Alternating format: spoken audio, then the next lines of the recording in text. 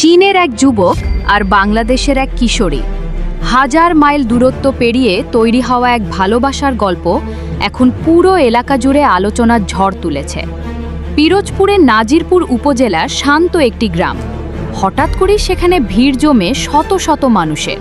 কারণ সুদূর চীন থেকে একজন যুবক ছুটে এসেছেন শুধুমাত্র ভালোবাসার টানে।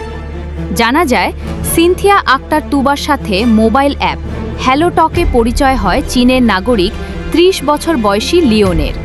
প্রথমে ছিল সাধারণ কথোপকথন, তারপর ধীরে ধীরে তৈরি হয় হৃদয়ের সম্পর্ক। দিন যেতে না যেতেই সেই সম্পর্ক রূপ নেয় ভালোবাসায়। আর সেই ভালোবাসার টানেই গত ৮ মে বাংলাদেশে চলে আসেন লিওন। পিরোজপুরের নাজিরপুর বাসস্ট্যান্ডে পৌঁছালে তুবার পরিবার তাকে রিসিভ করে বাড়িতে নিয়ে যায়। এক বিদেশি যুবককে দেখতে তখন এলাকাবাসীর ভিড় যেন সামলানোই কঠিন হয়ে পড়ে। স্থানীয়দের ভাষ্য, ভাষা আলাদা, দেশ আলাদা, সংস্কৃতি আলাদা, তবুও ভালোবাসার কাছে যেন সব কিছুই হার মেনে গেছে।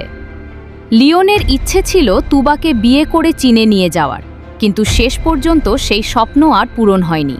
কারণ তুবার বয়স এখনও কম হওয়ায় বিয়ে না করেই তাকে ফিরে যেতে হয়েছে। বিদায়ের সময় লিওনের কণ্ঠে ছিল আবেগ আর অপেক্ষার প্রতিশ্রুতি। তিনি বলেন, আমি তার জন্য অপেক্ষা করব, 2 বছর পরে আবার বাংলাদেশে আসব। যদি সে আমাকে বিয়ে করে তাহলে তাকে নিয়ে চীনে চলে যাব। এই ঘটনাকে ঘিরে এখন পুরো এলাকায় চলছে আলোচনা। কারো কাছে এটি সত্যিকারের ভালোবাসা, আবার কেউ বলছেন সামাজিক বাস্তবতাও মাথায় রাখা জরুরি।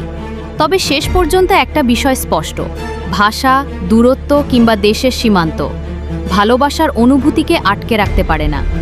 এই ঘটনাটি নিয়ে আপনার মতামত কি?